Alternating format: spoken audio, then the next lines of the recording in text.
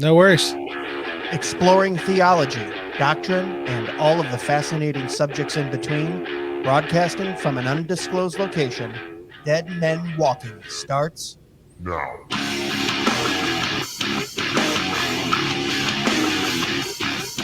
Oh, hello, everyone. Welcome back to another episode of Dead Men Walking podcast. You know, Keith, I think we're finally going to get this thing going. I'm talking to Keith right now. We already did an intro once. We had mic problems. We had video problems. We worked through them. We got about 10 minutes into an episode. We realized, we weren't recording anything. I say we as if Keith had anything to do with it. I wasn't. So, guys, welcome to another episode. We appreciate you sharing. We appreciate you going to DMW Podcast, checking out our merch cave, supporting the show, sharing with a friend, and listening along. I want to give this guy, I know I already gave his name away on this intro. Okay, it's a Keith. So if you know a Keith out there, you're halfway there. All right, but let me give him a proper intro. He's a pastor at Sovereign Grace Family Church for the last 16 years or so, host of Conversations with the Calvinists, an awesome podcast. Go check it out and make sure you subscribe. And he's the creator of some denominational TikTok videos that are hilarious, and they've gone viral, millions of views across all the videos. And you can find that at Conversations WA Calvinist on TikTok. It's Mr. Keith Foskey. Keith, round two. Here we go. How you doing? I'm doing well. Very glad to be here and thankful for our recent budding friendship. I'm enjoying it. Yeah, so we met at the Shadows to Substance Conference down in Tullahoma, Tennessee. You came up from Florida. I came down from Michigan. We met in the middle, and we had a good time. Yeah, you've become sort of like my unofficial conscience. I send you stuff and I say, "Hey, is this too much?" Did I go? I'm the wrong person to send that to because it's never too far. I like pushing the envelope. I know you do too. I know you always do it with respect in your videos, but it is kind of fun. We're in this culture where everyone's the same, everyone's equal. And it's like, well, no. Within races, within culture, within denominations, we have differences, and they're kind of fun to poke fun at and to point them out. Absolutely. Yeah. And I do it. One brother said, I like that you do it with a twinkle in your eye, and I do try to do it with a twinkle in my eye. The sense that I'm doing it in a good spirit. But there are things that are worthy of being made fun of, and that's why we're doing it. So tell everyone a little bit about yourself. Give us a little short bio. I know you've been pastoring for quite a while, but give us the Keith Foskey rundown for us. I'm pastoring the same church that I grew up in. I've been in the same church since I was 6 years old. My stepmom was the first person to introduce me to church, and she brought me to this church. And I didn't get saved until I was 19, but when I got saved, God began to draw me to the pulpit. And when I was about, I think, 21 or so, a couple years after I got saved, I preached my first sermon, and God confirmed in my heart that He was calling me to preach and to be in ministry. So the church affirmed that, paid for me to be able to go to a local seminary, Jacksonville Baptist Theological Seminary. I spent many, many years there learning the Bible and learning how to preach and learning the things necessary for ministry. And but I didn't learn to be a Calvinist because the seminary I went to was anti-Calvinist, but I was reading the Bible and studying the Bible, and so I came to the conclusions that the doctrines of grace were true. And the church still hired me as a pastor, and the church was actually not a Baptist church. The church was non-denominational. They used to be affiliated with the old Disciples of Christ, which is a very liberal denomination. Yeah. But we were always more socially conservative, but just theologically sort of nebulous. But I began to preach the scriptures, and the people began to respond. And within a few years, God moved here, and we experienced what we call true revival, and that is God changing a people over time. And you see the results of that change happening experienced over time, and so we changed our constitution, we changed our name, we went from being Forest Christian Church to Sovereign Grace Family Church, and that was about 12 years ago, and we're thankful that God's continuing to work. Yeah. So you came into a church, Calvinistic and Baptist, and the church was neither of those. Yeah, and they hired me 100% vote, and I think part of it was because I had the family trust, because I'd been here since I was a little boy, and I think Sure. a lot of the older people referred to me like the church's Timothy, like I grew up here and I had this sort of tie to the community, and there was some trust that was there, and I'm thankful that they continue to entrust me with preaching the scriptures. So I'm thankful for that. Awesome. I think you're kind of a good salesman too. I think that's a little bit of, well, the Bible sells itself. Let's not sell the holy word, holy scripture short. Yeah. So 16 years. When did you start the podcast? How long has that been going on for? It actually started during COVID. Everybody started a podcast during COVID, so I had to jump on board. It started as a daily Bible reading, and I was just reading the Bible, giving an explanation. And after a year of doing that almost every day, and we called that Coffee with a Calvinist, it was a daily reading with a little explanation. And then after a year, I was like, I don't want to do this every day anymore. I want to do it once a week, make it more of an interview format where we have conversations. And so we changed it to Conversation with a Calvinist, and that's been going on for 2 years. Wow, that's awesome. And how long have the videos been going on? Because these things have just blown up. And I'm going to play one for the listeners. And if you guys are listening, make sure you go to our YouTube website and watch this, and then make sure you go subscribe to him, to Keith on YouTube as well. But where'd the idea and how long have you been doing the videos? This actually started as it was my wife's idea. I always credit her with this because she's the genius. She's the smart one. I just happen to be a good actor, but she's the brains. And one day we were just sitting and talking, and she said, "Hey, what would it look like if all the denominations had a meeting?" And so that was the first interdenominational meeting. And a friend of mine convinced me to post it on TikTok, and within a day it had hit over 100,000 views. And that video that video and a couple other videos have reached over, some of them have hit up to 700, 800, 900,000 views on those first few denomination videos. Yeah. Okay, so I want to. This is a little over 2 minute clip, but I want the listeners to hear this. We're gonna take a seat here, and this is one of the clips. If you're listening to this, essentially, it's the different denominations getting together for the Super Bowl party, which I absolutely love this one. And so if it seems a little confusing, he has the denomination responding. If you're just listening, so make sure you go watch it. And let's take a listen and a watch. Welcome to our interdenominational Super Bowl party. I'm excited to watch the game together. I am sad to say that the IFB and the Church of Christ won't be joining us tonight. They're both having extended evening services where they're preaching on the idol of professional sports. Also, I just got word the Anglicans won't be joining us because apparently right now they're too busy fighting one another. So what's everyone looking forward to the most tonight? I'm really looking forward to the halftime show. You like the halftime show? No, I'm sure it's going to be worldly garbage. I'm just looking for things I get to rant about on Facebook as soon as the game's over. Well, my plan is to drink a nice German beer and right around the third quarter, starting a fight with the Roman Catholic. I don't think you're going to make it to the third quarter. Hey, what did I do? You showed up. Well, I also plan to enjoy the game while drinking a beer out of my John Calvin glass. You guys are concerned about the Super Bowl, but I'm concerned about superior theology.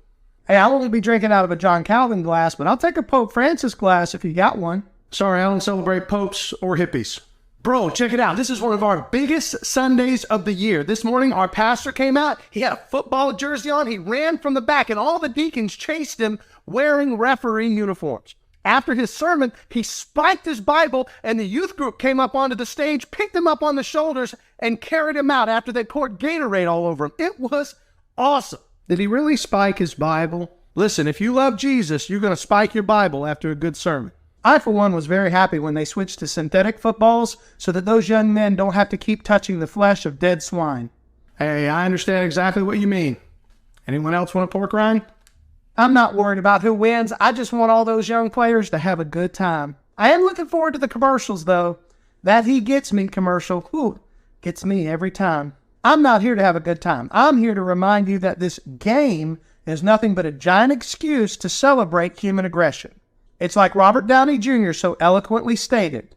Violent ground acquisition games such as football are, in fact, a crypto-fascist metaphor for nuclear war. I'm here to be a present reminder of the failure of our nation. Your presence here is a failure. Oh my gosh, that's so good. First of all, I don't like how accurate you are with the Presbyterian. As a Presbyterian myself, I'm a little upset that you know us so well. And it's kind of funny because your superior theology has become like quite a popular hashtag. I'm seeing it all over Facebook now. People will just literally comment something and then just go superior theology. And you're going, and it has nothing to do with one of your videos. I'm just seeing it around and I'm going, this guy's created a hashtag now. But I do have something to say though. I don't like that when you do Big Eva, they're dressed like me a lot of the time. I think I need to get either I need to change what I dress. I can't the hat backwards and the T-shirt. I think maybe I need to get into the sweater vest to become a little more Presbyterian, according to you. Well, the Big Eva is actually marketed or modeled after Rick Warren. Okay. And that's why the last video I did was kind of funny because Big Eva said, I thought he was already one of us because the video was about him getting kicked out of the SBC. Yeah. Okay. So I didn't watch that one yet, and yeah. I'm going to watch it. But yeah, guys, go check it out because you're always how often do you put out content? It's quite often. We put out one podcast a week, and that's pretty much every week. Every once in a while, I'll take a week off, but in general, we have at least one podcast a week, and that's an hour show. And I do at least one funny or educational video every week. That's a short form video because not everything I do is funny. I have put out short form videos that are educational, like I did one last week on Lent, and the question was, can Calvinists celebrate Lent? Now it wasn't a 1 minute video. It was it was a shorter video, but it wasn't a full podcast. But that one got a lot of attention. So I do about 2 videos a week, one podcast and one short video. Yeah, which I like because it's like you do serious stuff and then you do funny stuff too. We're laughing at the interdenominational funny stuff, but I can jump on your Facebook page or your YouTube page and I can see you preaching. I can see you having serious conversations, which I like. I don't like that sometimes we feel like we have to be in one camp or the other. Oh, you have to be a Christian comedian or you have to be a theologian and pastor. It's like, well, you're a pastor, and the Lord has also gifted you with a quirky sense of humor, which seems to be connecting with a lot of people, right? So why can't we do both? Yeah, that's a good point, and that's something that I hope people understand because I don't want to be just a goofball, but I am a goofball. So right. So I can be and this is something my mom said to me years ago. It was probably the kindest comment I ever heard, and I know it's my mom, so your mom's always saying, but this was meaningful. She said, I like that you are the same wherever you are, that whether you're at church or whether you're at home, you're not putting on a show when you're at church and being putting on a pastor's hat and be that. Now, but I can be serious when it's time to be serious, and obviously I'm not a comedian in the pulpit. But and that's why I post videos of my sermons, little short clips of my sermons to show I'm very serious about God's word. But I also think there's things that are funny, and sometimes the best way to point out mockery is to mock things in a humorous way. No, absolutely. What I like about those too is I feel like you really think about the material instead of just going kind of generic, right? Like for instance, and I'm going to refer back to the Presbyterian one, the clip we just watched. He's holding a glass with a face of John Calvin on it, and I know 3 guys that have that beer glass, right? Like well, that's personally from my church, and I'm like, how did he know?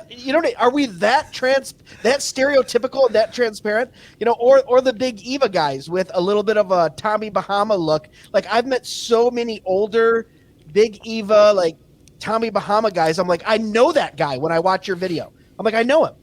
So it's like, do you interact with all these people and so you kind of get it, or are you hunting and pecking and trying to find a character, or how do those come about?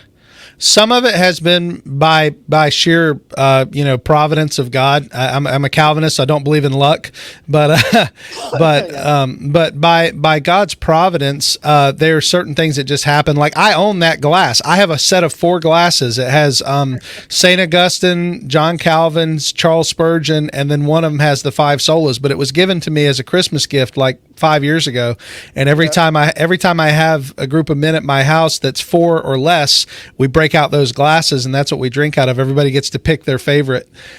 So when we were talking about the Super Bowl, I said, wouldn't it be funny if the Presbyterian were drinking out of a John Calvin glass? And then if you notice, the Lutheran is drinking out of a German beer stein, because my dad worked for Anheuser-Busch. So I actually have a collection of beer steins that were, from Anheuser-Busch. So. Oh, that's cool. Yeah, and I love the not to stick too much on one video, but just to kind of explain to people the beauty of these is like the progressive at the end too. I mean, that little paragraph that you rattle off, I have been in conversations with progressive air quote Christians, and they sound just like that, where it's 19 big words together that make no sense.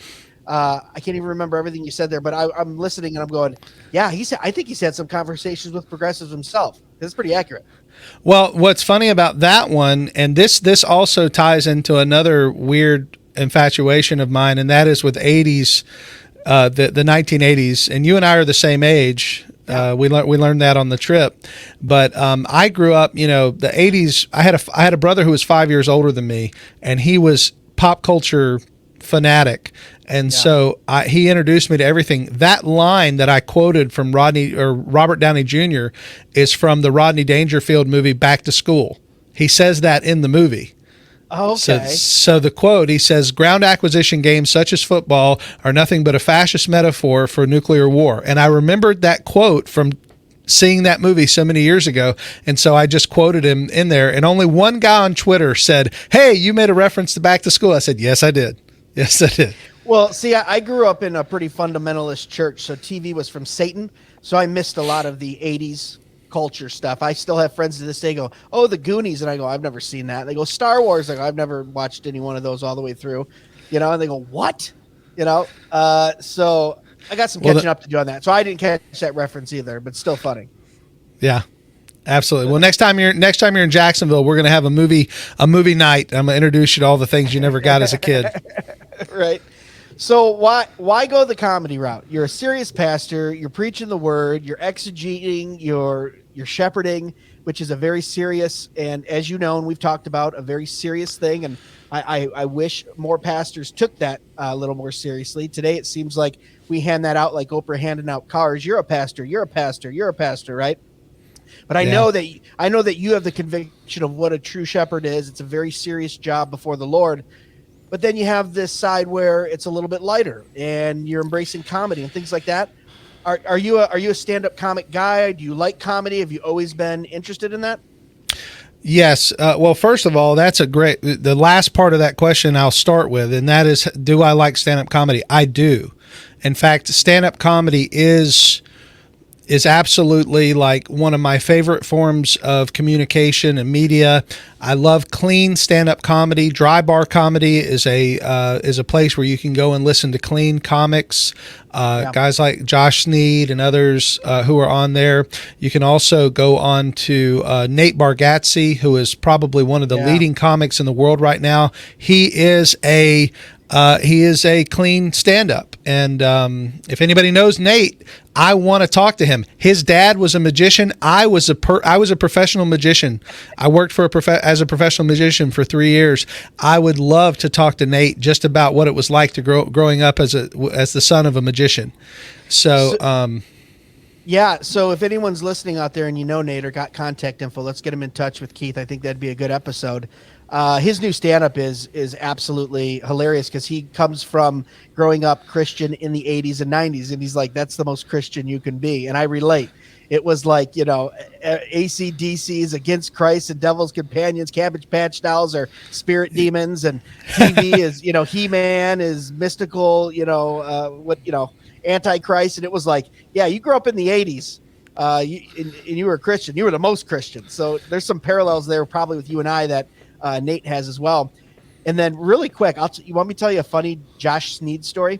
Sure. So, I love Josh Sneed. He's hilarious. He's awesome. And he's kind of local. He's from Cleveland. So he's about 3 hours south of me. So years ago, I'm talking early 2000s, my buddies and I, we would camp at Michigan International Speedway for a whole week during the NASCAR race. Okay. Oh, And nice. Okay. Josh Sneed had a bit about NASCAR, about going down to Kentucky and making fun of a woman he's making fun of racing, and she comes up to him and says, "Hey, NASCAR just ain't a redneck sport." And he goes, "So I looked her in her one good eye," and I said, "Yes, it is." And and so he does this whole bit, and it's making fun of, they collect the KFC collectible buckets of chicken and this and that, right? It's every cliche of a NASCAR. And my buddy and I loved it so much that we would play that at our campsite. We had like tents set up and campers. We had a big screen TV, and people would come and they would watch it as we're all kind of hanging out. So years later, he shows up in Toledo, Ohio, or Perrysburg, Ohio, about 20 miles south of me. And my buddy and I go, this is 10 years ago. We go, hey, let's go watch him, right? So we're geeked. In our minds, we've been listening to watching Josh Sneed for 10 years. We got the bit memorized. We're grown men, though, so it's a little weird, right? Here comes Josh. He's getting out of his, Ford Focus. He just drove up 3 hours, and we're standing outside, and there's no one in line. It's a small club. We go, Josh, what's going on? We're talking to him. We're fanboying. He's looking at us like, guys, settle down, right? Yeah. And we tell him the whole thing about the bit, right? And so we go in, we watch the show. At the very end of the show, he launches into that bit. Now, at this time, that bit had been like 8 years old. And we're going, whoa, me and my buddy go, whoa, that's crazy. What's the coincidence that he did that bit when we were there? Years later, I'm on 2 years ago during COVID, I'm on a Clubhouse with him. You remember Clubhouse sprouted up for a little bit where people could talk back and forth over the app? And I was in a room with him, and I told him that story, and he goes, I just did that for you guys because you were such fans. Wasn't doing that bit. And I went, oh, I'm an idiot. Of course he did. He just pulled it out of his back pocket because two guys were really excited. Two grown men, which was really weird. So big shout out to Josh Sneed. He does a really funny NASCAR bit. Go look it up on YouTube. And he did it just for me and my buddy in a room full of 150 people. So he's an A+ in my book. Awesome. So you're a big stand-up guy. Who's on your Mount Rushmore of comedy? Oh my gosh, this could get me in trouble because remember, I grew up in the 80s. Okay, so again, and I grew up. We're saying for comic genius too. If you mention someone that has some blue stuff in there, we understand that. We're not promoting that, but we're saying from a comedic genius standpoint, who would be your top four? Okay, so again, I didn't become a Christian until I was 19, so I grew up listening to and the first one I'm going to mention may get me in trouble, but remember that nobody knew anything at this point. But the first stand-up that ever made an impression on me was Bill Cosby. Same here. And I've listened to Bill Cosby himself so many times I could recite almost the whole show, and I do at times make the jokes from the show even here 30 years later. So Bill Cosby was one of the ones that was just favorite two bits for Bill Cosby is when the parents leave him there to go out to eat, and they put invisible snakes everywhere. Snakes, okay. Get out of here, snakes! That one, and then the snowball one. The snowball where he wanted to hit the guy with the snowball, and his mother had thrown it out, so he just went outside and spit on the guy. Do you remember that bit? I don't remember that one. I remember the childbirth. My wife called to me from the balcony of our California home, Bill, and I became excited, and I said, push. Push. Yeah. And they handed me and said, you just had a baby lizard. Yeah. So Bill, he's not to stay too much on this, but he's got a great bit too, where he talks about how the dad throws the football with the son, practices every day, takes him to football out at night, running passes, running routes, gets to the college, gets him in admissions, goes through 4 years, gets to the NFL, becomes a rookie, gets paid, gets out on and then he goes, hey mom. Hey mom. Yeah, hi mom. Yeah. I relate to that one since my son's in football, but that's funny. So Bill Cosby was number one. And again, growing up in the 80s and 90s, there were a lot of guys who I listened to.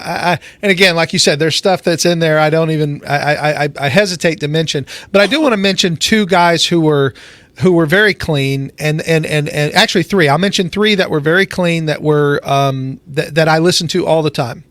One was let's do that. Yeah, your four clean comics then. Let's do that. Okay, so the first one was a man, and this guy's got some skeletons in his closet, but his name was Mike Warnke.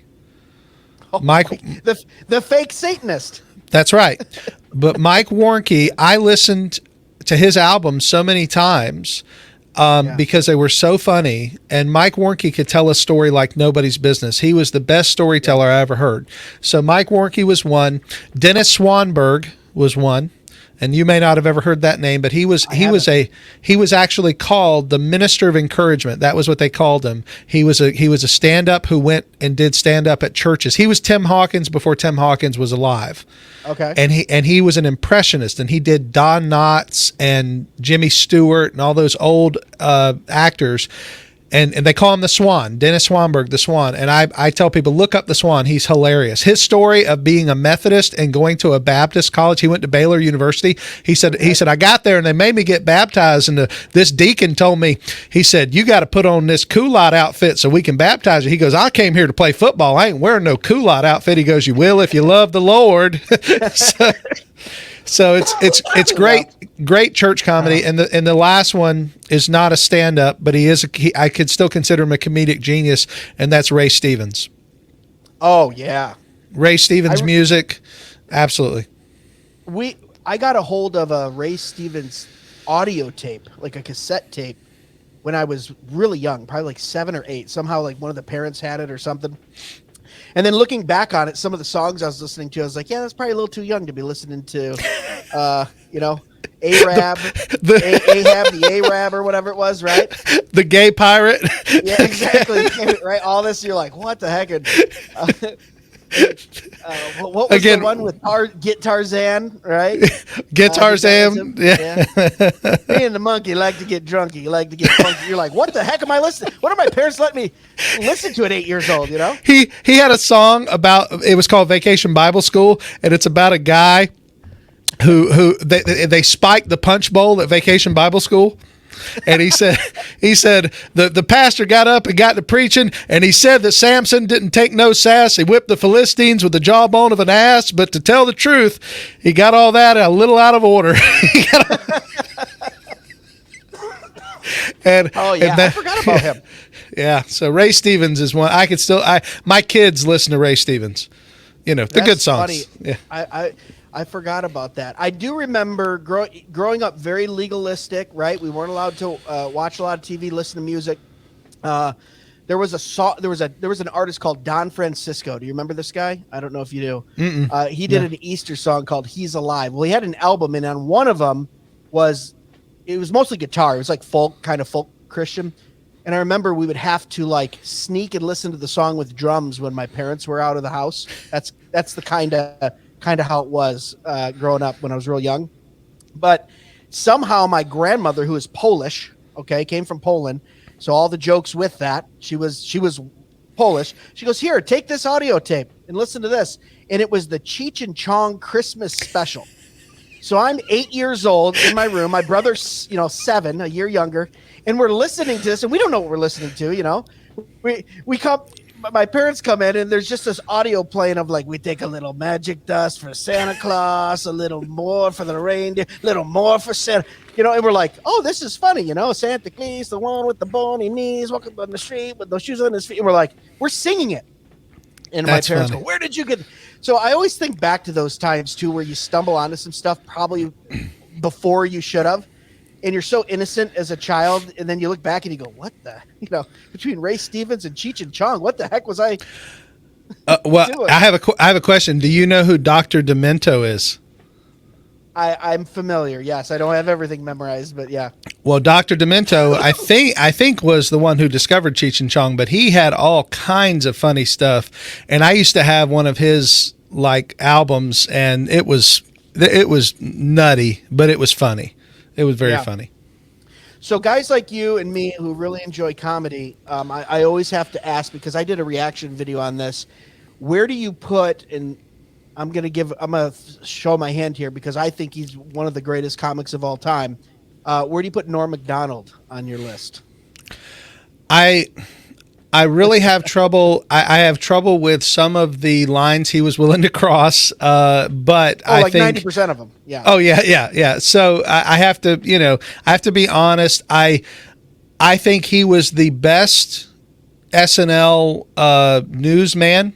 I think the stuff that he did on the SNL, I still listen to that. Sometimes I'll pull it up on YouTube and just the stuff he would do with OJ. the stuff he would do with Bill Clinton during the 90s, stuff that I remember. I was living that, watching that happen.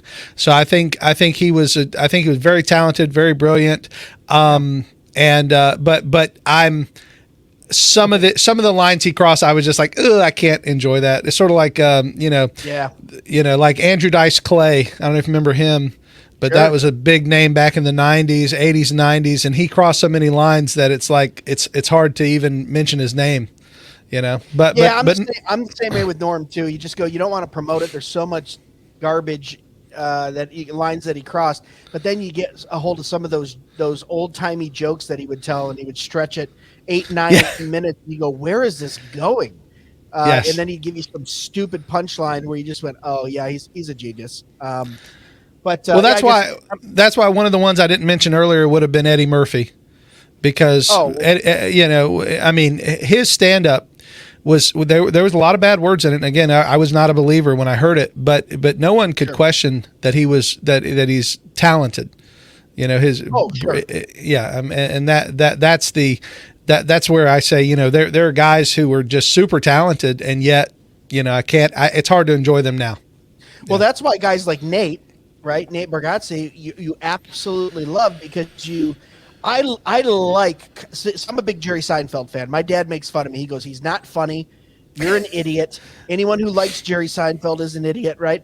And I go, well, no, I just like the fact that he could take something mundane and clean and something that most people would have to add something perverse to, and he just pulls a little gem out of it. Nate's doing that so well right now. I mean, yep. I'm telling you, if you guys are listening to this, go watch his special on, I think it's on Prime. It's pretty clean. There's one thing where he says something about two dads, but he doesn't allude to anything illicit. But it's one of those things where you go, oh yeah, you can work clean, and comedy is a beautiful thing, and it's a common grace that the Lord has given us, and we're allowed to laugh. Yeah, and I forgot there was one other name, and now again you're pulling it out of me because I'm thinking through, and the one name that I should have mentioned that I didn't mention, and it's unfair that I didn't mention his name because he has been a huge spot on my wall as far as persons that I listen to, and that's Jeff Foxworthy. Oh, Foxworthy's classic. I mean, Foxworthy, from what I understand, he sold more albums than Cosby as far as I think he's the top selling artist. Yeah, and a lot of people give him grief for being the redneck comic, but man, he made a living out of that, didn't he? I mean, that was his thing. Here's the crazy thing. So his "You Might Be a Redneck" was the most popular thing he did. It's also the least funny. That's right. And it's super funny. His "You Might Be a Redneck" is super funny, but if you watch his actual sets, his stand-up, that's probably the least funny of his bits. Yeah. Like if you watch him on Blue Collar Comedy Tour or anything like that, I mean, he's just got good, solid, funny. Most of the time it's husband-wife stuff, but it's good. It's fun. Yeah. And it's crazy how people forget about those too. To this day, my wife and I still make the same joke every time we're having money issues or we have some money conversation where the guy came to repossess his Camaro and he said, yeah, you need a check? Heck yeah, I can write you a check. I thought you wanted money. He said, I'll pay the whole thing off right now. And every once in a while, my wife will say, will you take a check? And then when she's referencing that, yeah. Oh, isn't it? I've told young guys that too. Isn't it great when you've been married for a while and you just have a best friend that you have a bunch of inside jokes with? Oh, absolutely. Like a wife. That's probably one of the greatest things of being married is just having that partner when you truly do love each other and you got all those weird little funny jokes with each other. They know exactly what you're thinking. Me and my wife, we have little codes that we'll say back and forth, and she'll smile. She'll know exactly what I'm saying, even though no one else in the room knows. Yeah. I just say, and I, like I said, it's grace from God. I mean, I believe in Proverbs 31, right? It's a wife is a gift from the Lord. So. So this is a quick recording from my friend Greg over at the Dead Men Walking podcast. He had me on the podcast yesterday, and I'm really grateful. And he asked me a question I wasn't really ready for. He asked me about my Mount Rushmore of comics. Who would I put on my personal Mount Rushmore of stand-up comedians? And I didn't like my answer, so I decided to record a new one. Number 1, I would put Brian Regan. Brian Regan is hilarious. He's clean, and I love him, and he makes me laugh every time. Number 2, I would put Jeff Foxworthy. Jeff Foxworthy is one of the best-selling comedians of all time, and it's because he is hilarious, and I love his stuff. Number 3, one that most people don't think about, is Tom Wilson. Tom Wilson played Biff in the Back to the Future movies, but he also is a terrific stand-up comedian. And if you've never heard him sing the song "Stop Asking Me the Question," then you need to go listen to it right now. And finally, and number 4, I wish I'd have mentioned this on the show yesterday, Mitch Hedberg. Mitch Hedberg was a one-liner comedian who was absolutely hilarious. And as he said, an escalator can never break. It can only become stairs. And that's just the kind of comedy that he was, and he was great. Also, honorable mention to the late, great Rodney Dangerfield. Thanks, Greg, for having me on the show. I love you, brother, and look forward to doing it again. Amen. Oh, man, we're going all over the place on this thing. Yeah, absolutely. So I want to talk about the videos just a little bit more, and then we're going to get into a Fresh 10 segment where we get to learn a little bit more about you. And then, of course, we will judge you against others who have answered those questions, like the James Whites and the Doug Wilsons and the Tom Askells that have answered those questions. So just remember, when you answer in the Fresh 10, we will be secretly judging you as listeners. So I hope that doesn't, give you any pause. Well, being on Twitter for the last 6 months has let me understand just how to deal with judgment, for sure. Yeah, so you're doing these videos. They're going crazy. What do you got coming down the pike in the way of videos? Or do you foresee you keep doing this? Is this like, hey, people are responding, so I'm just going to keep doing it? Or did you just do it to kind of get it off your chest, and now you're like, yeah, if I do another one, I do. If not, no big deal. No, I've got, we now have like writing time that my wife and I do, because she's the co-author of all these videos. And so we actually, on our phones, we text back and forth script ideas, and we'll be putting them into a note folder where we can put them together. Just this last week when I did the Saddleback one, that was like a last minute idea. And my wife actually said this. She said, "You got to do this now, because this ain't going to be funny 2 weeks from now." And that, right. and that's true, right? Like she's like, so like strike while the iron's hot. If you don't do this now, it ain't going to be worth anything. So we are thinking like we want this to be, and even my elders have recognized that there's a blessing in the ministry of getting out there and letting people see what through the humor. And I can't tell you how many people have sent me emails and said, I came for the humor, but I stayed for the serious. And I like that. And I don't know if that will ever become like a tagline, come for the funny, stay for the serious. But people are now finally, they're hearing sermons, they're going, and we've had new people join our academy. We have a free Bible academy that our church provides to the community, and it's online, and it's a 2-year free program for anyone who wants to take 8 core classes in Bible and theology. We have a survey of church history, survey of Old Testament, New Testament, apologetics, doctrine, ethics. It's a 2-year program based on my seminary experience. I wrote these classes based on classes I took in seminary, and it's all free. And this is one we've had new students sign up because they saw the funny videos, because they found out who I was. They went to our website, they saw the academy, and they joined. So we see it as just like it's just an avenue to meet people. It's just like when Ray Comfort walks up to somebody on the street and does a magic trick.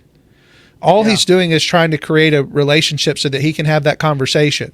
And that in one way that's what this is. This is my way of saying, hey, here I am. I have something to say. Here's something funny that will get you to look at what I'm doing, and now let's have a more serious conversation. So there is that. Where can people find those classes? What website? Well, the academy is connected to our church, and our church's Facebook, or our church has a YouTube page all its own. If you want to find our church on YouTube, it's SGFC Jax, Sovereign Grace Family Church of Jacksonville, sgfcjax.org. Is our website, or just go into YouTube and type in SGFC Jax. It'll take you to the page, and you'll see we live stream all of our sermons, services, and classes. It's all there. And if you want to contact me, just send me an email at calvinistpodcast@gmail.com, and I can show you how to sign up for class. Oh, wow. So, that makes it all worth it then. Like you said, people coming for the funny and then being able to stay for the serious or stay for the glory of God. It's so cool. Yeah. All right, let's wrap this up. You want to play some Fresh 10? We're going to go through some random questions. We're going to find out a little bit more about Keith. You ready? Absolutely. Here we go. Can we kick that one more time? Let's go. I'm fresh.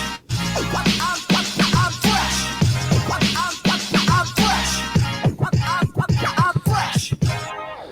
All right, here we go. Fresh 10 with Keith Foskey. We kind of covered this a little bit under the Mount Rushmore, but I want you to narrow it down to one, your biggest comedy influence. Who is it? One person. Doesn't have to be a comic, just your biggest comedy influence. Gosh, because I've already said, the guys that were on my mind. I would probably name again. I'm going to go back. I am going to say I spent probably more time in my life listening to Jeff Foxworthy.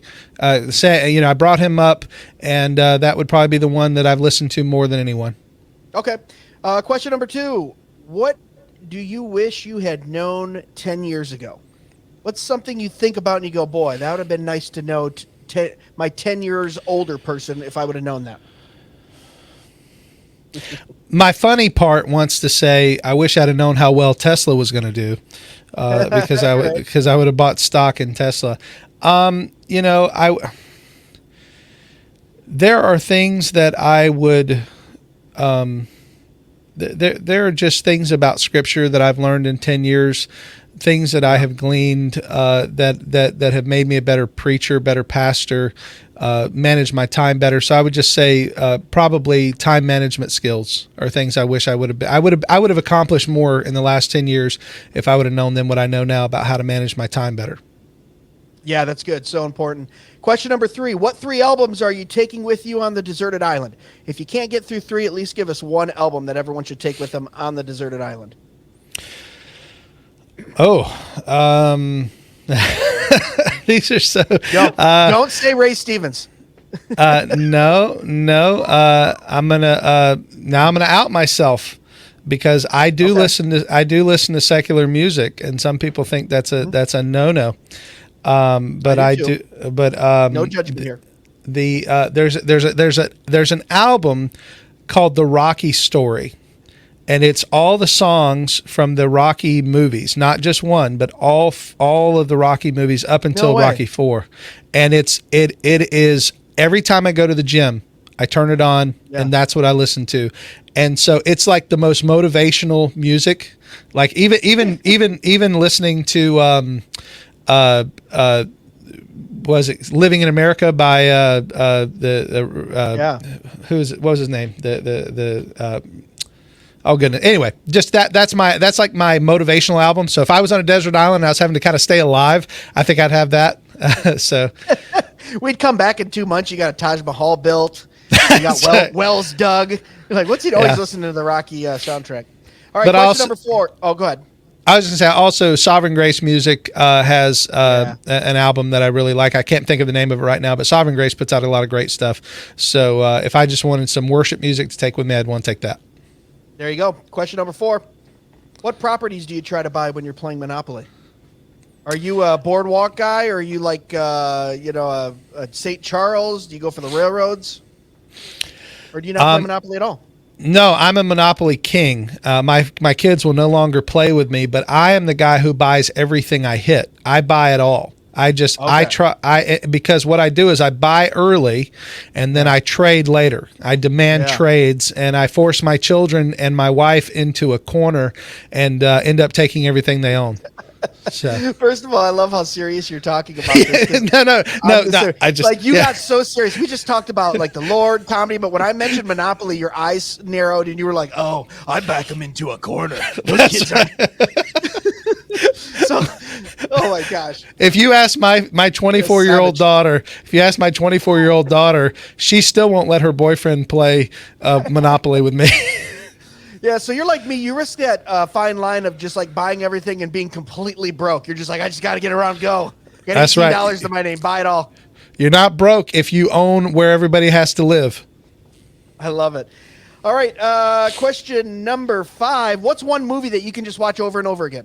What's something you put on and you go, One Crazy Summer with John Cusack and Demi Moore. I've seen that movie well over 100 times, and my kids love it. We still watch it. When we need white noise in the background, we play it when we're cleaning the house. It's been played on my TV more than any other movie ever. interesting. I've never seen it. I'll have to watch it now. One right. Crazy Summer. Yep. Moving right along. Question number 6. All right. You get in the DeLorean. The flux capacitor's fluxing. We're going back in time. We get up to 88 miles an hour. Are you going back into the past to visit your great-great-great-grandfather?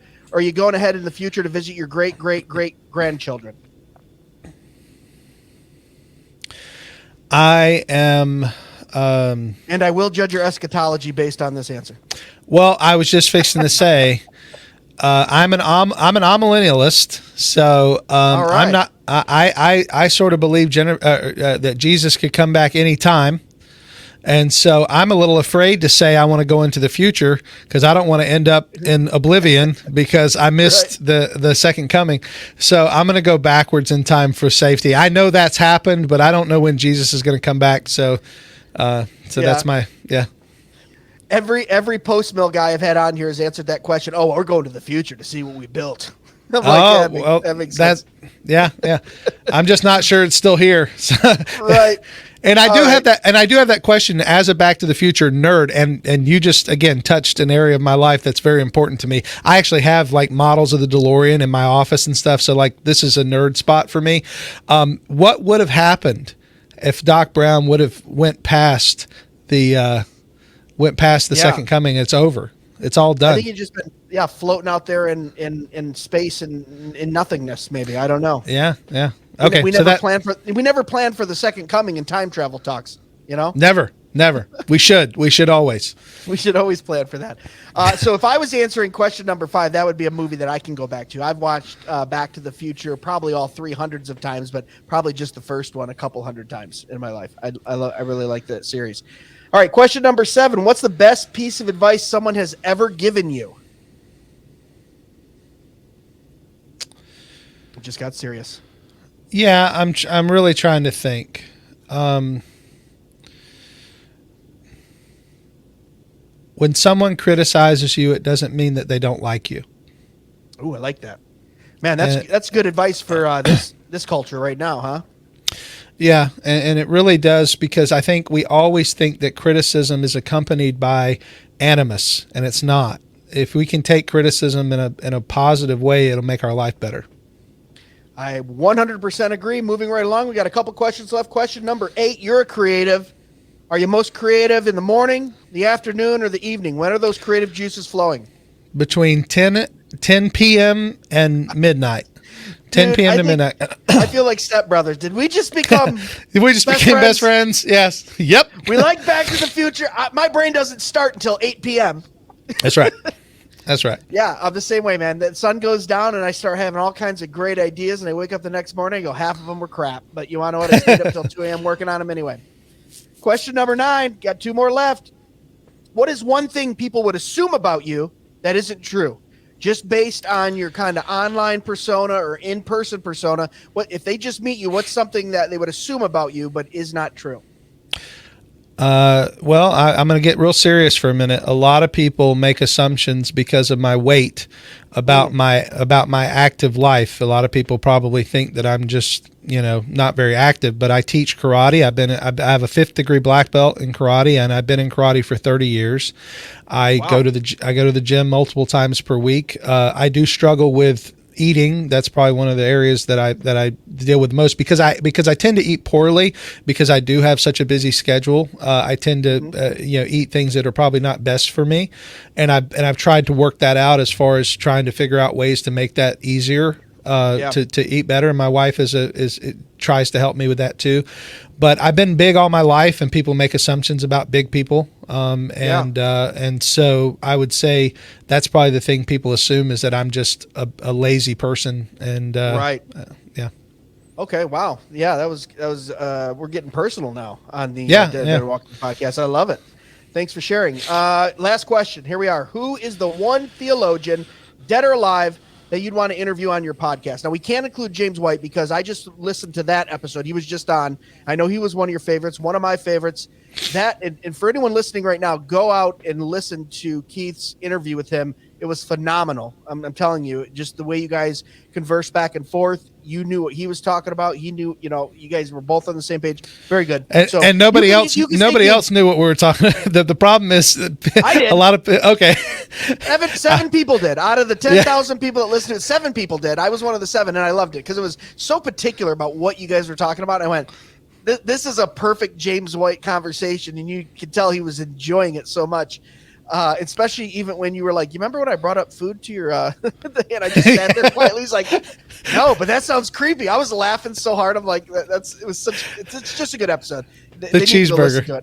Yeah, the cheeseburger. But so you can say James if you want, but someone you haven't had on, one of your favorite theologians, dead or alive, that you go, I'd love to sit down with them and have a 20-minute conversation. I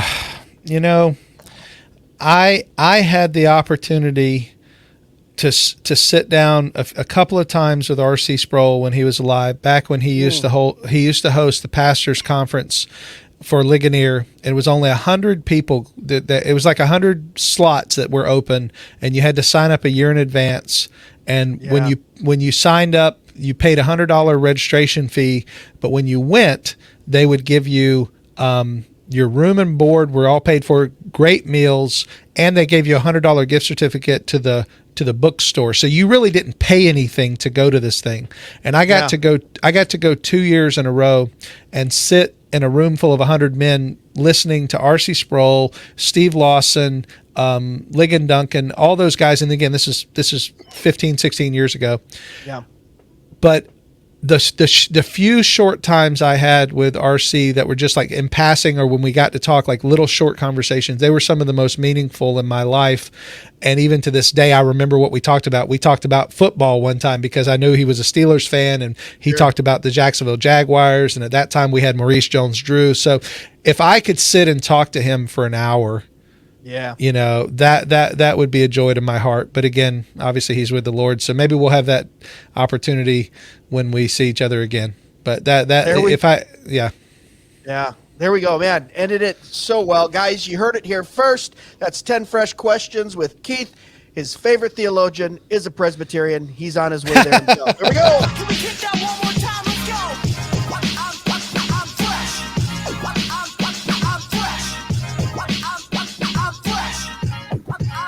I'm fresh. Oh, Keith, thanks for taking time out, sitting down with us. Sorry for all the troubles we had getting this episode going. I tell you what, we pushed through, though.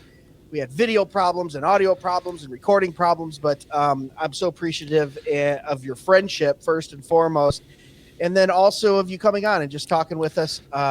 Man, do I love those videos. I love your preaching. I love your podcast. I love everything you're doing. Short of having James White and Joel Webbin to plug their ears, I'd have to say you might be my favorite, maybe second favorite Baptist now. Or maybe first. I don't know. You're making a run for it, but you're doing so many good things, man. And I know it's all for the glory of God. I know your heart. We talked for quite a while. We had some great theological discussions down at Shadows to Substance. I'll be releasing some of that too. I'll send it over to you first so you can preview it before I release it, because you had some really good stuff in our breakfast that we did. I'm trying to clean up the audio on it right now. It came out a little bit shaky in that room, but man, I'm so grateful for the Lord that we have created a friendship, and hopefully it's a long one. And I'd love to have you back on anytime you want to come on and discuss funny stuff, serious stuff, whatever it is. But before we go, throw out everything to everyone, the socials and everything too, where they can get a hold of you. And also, just so you know, this is going to reciprocate because I want you on my show as well. I want to introduce our audience to you. So we'll be doing that. We'll be doing that soon.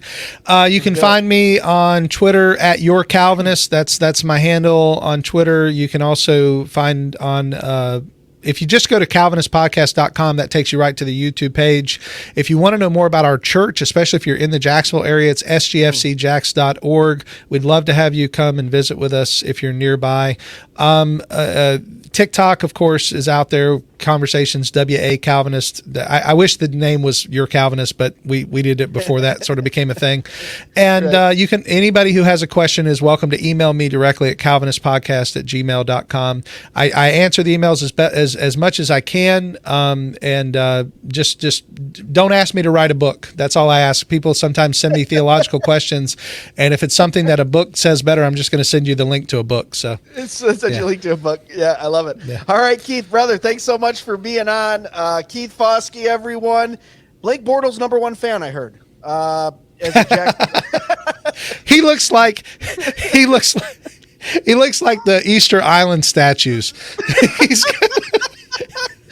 That dude's got a. You put his face. Yeah, he does. Oh man! All right, we're gonna go out with something funny. There you go, guys. Keith Foskey, thanks, man. As always, guys, chief end of man is to glorify God. Enjoy Him forever. God bless. Amen.